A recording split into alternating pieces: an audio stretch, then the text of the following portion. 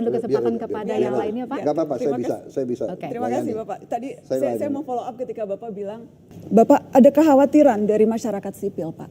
Proses pembentukan undang-undang kita, proses legislasi, makin jauh dari rakyat, Pak. Tidak ada partisipasi publik yang bermakna. Dan menjadi semakin krusial hari-hari ini, Pak. Terutama karena kalau kita lihat daftar RUU yang akan segera dibahas di DPR, RUU kepolisian, RUU kejaksaan, hingga RUU penyiaran, Pak Presiden. Dan dalam berbagai RUU ini tampak ada pola yang mirip, Pak. Wewenang aparat negara diperbesar, warga negara diperkecil perannya. Saya spesifik mau bertanya soal RUU Polri, Pak.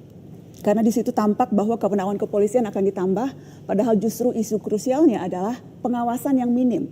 Dilihat dari berbagai abuse of power yang dilakukan oleh aparat, dari mulai kasus pelecehan seksual perwira, dari mulai korupsi, dari bagaimana aksi kekerasan yang dilakukan aparat. Saya ingin tahu pendapat Bapak sebagai presiden pribadi. Bapak setuju polisi perlu diperluas kewenangannya atau justru malah harus ditambah pengawasan dan wewenangnya diperkecil, Pak Presiden? Baik, saya jawab ya. Jadi terima kasih. Ya, ini akan saya perhatikan. Saya memang percaya dengan sistem ya. Tadinya Menko Polkam, habis itu Kapolri.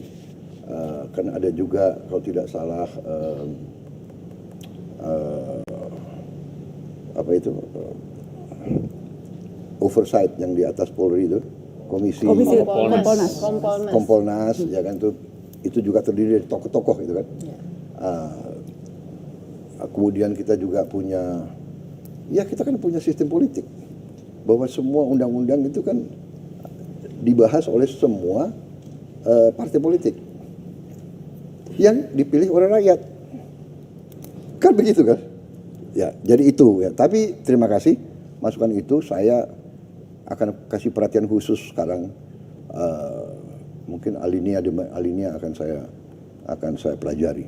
Ya kan? Sebetulnya tadinya saya anggap undang-undang TNI adalah hanya masalah yang krusial, itu kan hanya masalah penundaan penambahan usia pensiun. Tiga pasal, Pak. Iya. Tapi yang intinya kan itu yang ada perubahan. Yang lain kan tidak ada. Tapi kita nggak tahu ada apa enggak, Pak. Soalnya nggak pernah dibuka. Loh, tapi kan dipelajari oleh semua partai, termasuk partai oposisi di luar pemerintah kita. Dan iya kan? Kembali ke itu Pak, karena prosesnya yang tidak transparan, draft yang terkadang kerap kali tidak terbuka. Kemudian juga pertemuan bahkan sudah diketok belum dikasih tahu. Pertemuan bukan di lembaga DPR tetapi di luar ruangan parlemen begitu. Maaf ya, tapi ini kan sudah berjalan belasan tahun. Anda paham kan, kadang-kadang orang itu istilahnya menyelesaikan suatu masalah itu kadang-kadang ada istilah konsinyir. Mereka kerja berapa hari tanpa berhenti loh itu. Tapi kuncinya rakyat tidak mendapatkan akses untuk ikut, Pak. Itu peran rakyat tidak ada. Itu mekanisme itu bisa kita perbaiki. Tapi kan ada beredar naskah-naskah ngarang karangan kan begitu kan? Karena naskah resminya tidak diberikan, Pak. Iya, come on. Kan Anda kan punya wakil rakyat. Kan ada sekian ratus wakil rakyat. Tidak semua di pemerintahan. Benar nggak? 80% koalisi Bapak. Iya, 80%. Oke. Tapi kan kalau mereka tidak setuju, bagaimana? Jadi dalam arti, mari kita koreksi itu. Kalau tidak puas dengan transparansi, kita bikin transparan. Tapi jangan ngarang gitu loh. Ya kan? Ngaku bahwa ini draft. Ya kan? Orang kita aja belum, saya sendiri sebagai presiden belum bikin surat ke DPR kok. Iya kan? Pak boleh tadi Pak, apakah Bapak sependapat bahwa perlu, enggak ini pertanyaan yang tadi belum dijawab. Apakah Bapak sependapat bahwa polisi perlu diperluas? Apakah polisi perlu diperluas kewenangannya Pak sesuai dengan minimal draft yang saat ini kita lihat beredar? Ya udah lihat draft yang beredar. Saya akan pelajari draft itu. Tapi pada prinsipnya Bapak setuju polisi perlu ditambah kewenangan atau tidak Pak? Pada prinsipnya polisi harus diberi wewenang yang cukup untuk melaksanakan tugasnya. Ya. Kalau dia sudah diberi wewenang cukup, ya kenapa harus ditambah.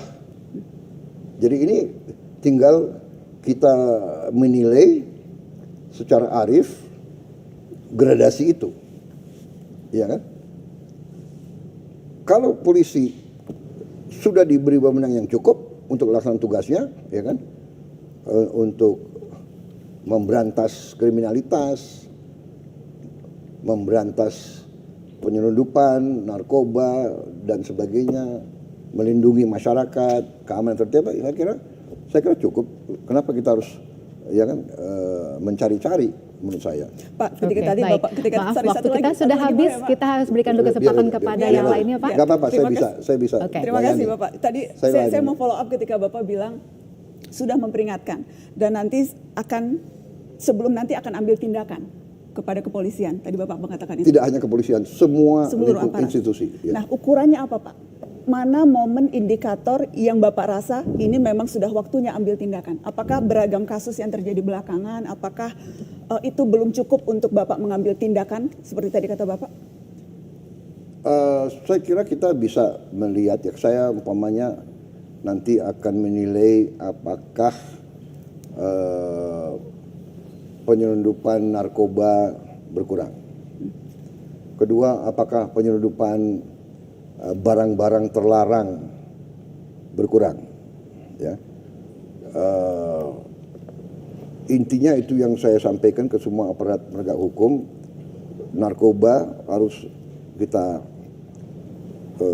perangi, sangat berbahaya untuk anak-anak kita, cucu-cucu kita. The very dangerous is narkoba, ya. Kemudian penyelundupan barang-barang itu membunuh pabrik-pabrik. Itu berarti membahayakan kehidupan ratusan ribu rakyat kita. Itu saya sampaikan kepada Kapolri, saya sampaikan kepada Jaksa Agung, kepada penegak-penegak hukum lain. Saya minta diperhatikan masalah ini. Menko Polkam juga sudah jelas. Jadi penyelundupan narkoba, penyelundupan barang, kemudian manipulasi, fraud, ya, penipuan, terutama di bank-bank dan di kong kaling kong antara bankir, pengusaha untuk menjebol atau mengemplang hutang. Ini kriteria yang saya sudah berikan, dan ya sekarang saya lihat sebagai contoh Jaksa Agung, polisi dibantu TNI bertindak.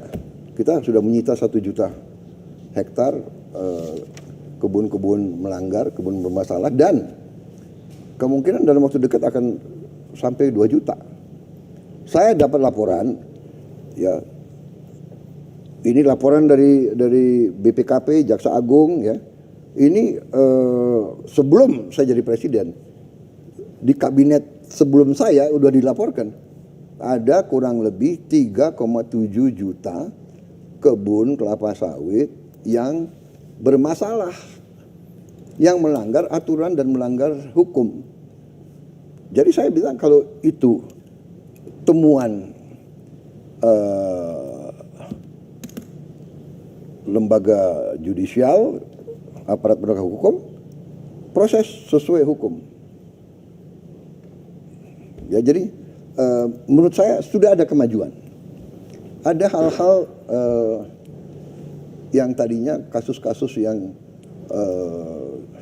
tidak berani disentuh, bisa kita mulai bertindak. Ini bukan pekerjaan ringan. The road is still long, perjalanan masih jauh. Ya, saya terus terang, tapi saya sudah kasih peringatan dan saya sudah menghimbau. Saya pernah kumpulin hampir berapa ratus perwira kepolisian di Akademi Kepolisian. Kapolri yang undang saya bicara, saya bilang saudara-saudara, ini masalah bangsa dan negara. Jadi saudara sekarang ujung tombak.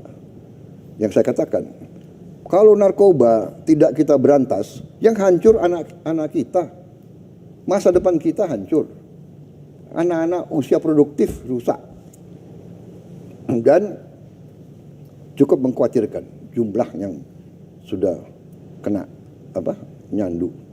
Yang di dalam penjara pun anak muda banyak sekali. Ini saya perintahkan ditinjau kembali kalau perlu masuk rehab.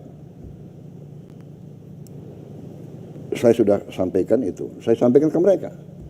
Ya kan? Jadilah Anda pahlawan bangsa, menyelamatkan masa depan bangsa, berantas narkoba, berantas penyeludupan. Ya kan? Itu himbauan saya kepada mereka. Dan saya orang yang berpikir positif, ya. Sometimes we have to give positive reinforcement. Jadi kita himbau, kita kasih kesempatan yang berprestasi.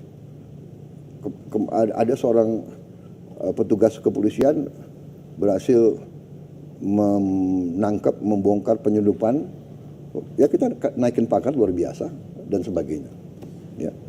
Saya kira itu jawaban saya. Tapi saya nangkap concern masyarakat dan saya akan ya bicara dari hati ke hati.